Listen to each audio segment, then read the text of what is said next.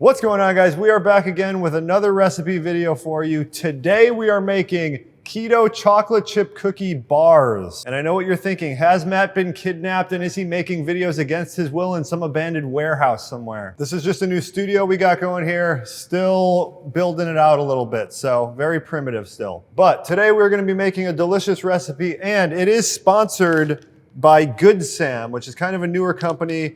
A lot of things to like with Good Sam. They make an array of different low-carb chocolate products. The main one that we love using is the chocolate chips for a few reasons. They are sweetened with allulose, so if you're making keto baked goods for normal people, it tastes more normal and like what they're used to. And another good thing about these is there is no added fiber. So like a lot of the other low-carb chocolate chips, lots of added fiber. These ones don't have any. They're just like a better overall option in our opinion. So we're going to be using those today, and you can check out Good Sam with the link down below in the description of this video. So let's get to the recipe. We're going to start by mixing together all the dry ingredients, and we need powdered sweetener, and then we had some molasses. The base of this recipe is pretty basic. We have coconut flour, almond flour, and then as far as the sweetener goes, you have two options. We are going to be using this brown sugar swerve sweetener. So you can find this online. You can even find it at Whole Foods, Sprouts, a lot of grocery stores these days. So this is good for replicating a chocolate chip cookie flavor, because chocolate chip cookies have a little bit of a molasses flavor to it. So if you don't have this, another option is to just use normal sweetener like erythritol or a sugar replacement and a little bit of molasses, like a tablespoon. This does add some carbs though, so optional. And if you don't care too much about recreating the taste exactly, you can just use the powdered sweetener. A lot of talking, let's start making. Okay, so we're gonna use 1 3/4 cup of almond flour. And I like to use the finest ground almond flour you can find. It'll usually say like super fine or finely ground. To that, we're gonna add 2 tablespoons of coconut flour. And if you don't have coconut flour or you want to make it with just all almond flour, you could do maybe like 2 cups of almond flour and no coconut flour. That'll still probably work. A teaspoon of baking powder and just a pinch of salt. So we're just going to mix that together really briefly, and we're going to set this aside. So this is all the dry ingredients minus the sweetener. We're going to set that aside, and we're going to get on to the wet ingredients. Now, to start the wet ingredients, we're going to start with 2 eggs. And it's good to have these at room temperature. It makes everything easier. And if you want to get your oven preheating, we're going to bake this at 350, so you can do that now. And to the eggs, we're going to add our sweetener, a 1/2 cup. And we're using the brown sugar swerve mix here. Okay, and that's going to be the base of our wet ingredients. We're going to start by mixing this with a hand mixer.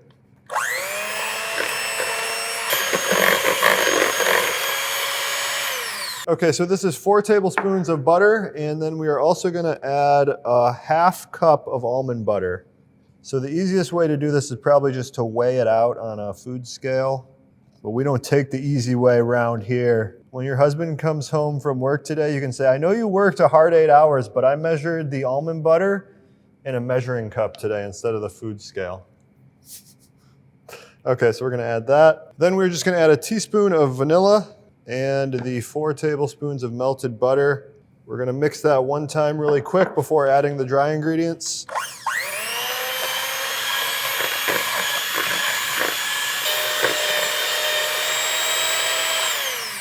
Okay, now we're just going to combine the dry ingredients. I like to add it half at a time. I find that it mixes together a little bit better like that. So we'll do about half. Mix that in.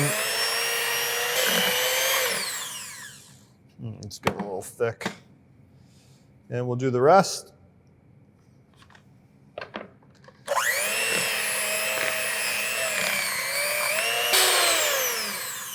And you should come away with a pretty thick dough. So you're going to want to switch over to the spatula, and this is where we are going to add our chocolate chips. So this recipe calls for 3/4 cup of chocolate chips. I'm going to add about 1/2 cup directly into the batter here.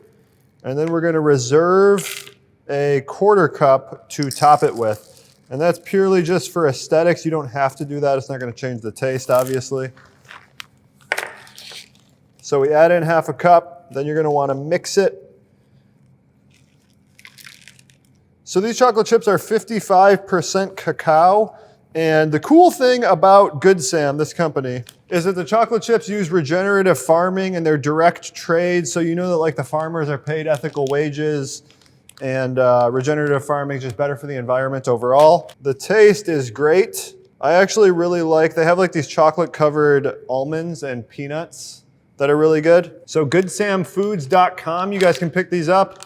I would personally, if it was me, I would get a few bags of the chocolate chips, and then I would try a bunch of the different like chocolate covered candy coated nuts they have on there, really good stuff. And this is what the batter's looking like. You can tell, super thick. So we have an 8x8 baking dish and we have some parchment paper here. You don't have to use parchment paper. I like to use it just because it avoids disaster, you know? It's not really worth the risk to not use it. So I'm just gonna put this in here. Whoa. And you just want to press it down. It should be about a ½ inch thick or so. So form the dough to the edges of the baking dish, trying to just get it pretty even. It's going to rise slightly as you bake it, and it should spread out a little bit too. Okay, now you reserved 1/3 of the chocolate chips, so we're just going to top this with those now. I like to just do it by hand, lay them on there. That way you get a nice melty effect. That looks good to me. So this is what we're working with, and we are gonna bake it at 350 degrees for 20 to 25 minutes. Check on it at about 20 minutes, and when you see the edges start to get a little golden brown, we take it out. We'll be back soon to taste test.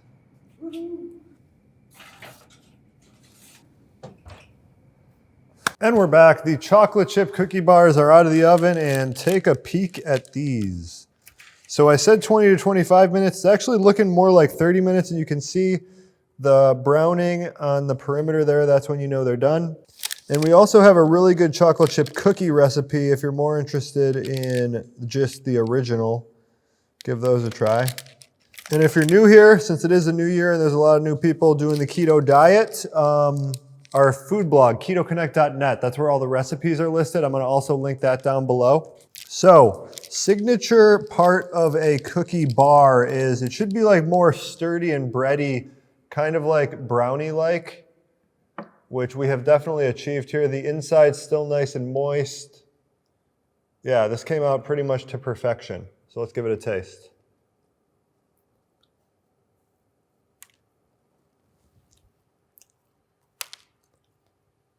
Well, how was it? Really good. Good stuff. Still warm. Chocolate chips come through. You get the classic chocolate chip cookie taste. A lot of it is due to the brown sugar sweetener we used. Would you even say it's Good Sam?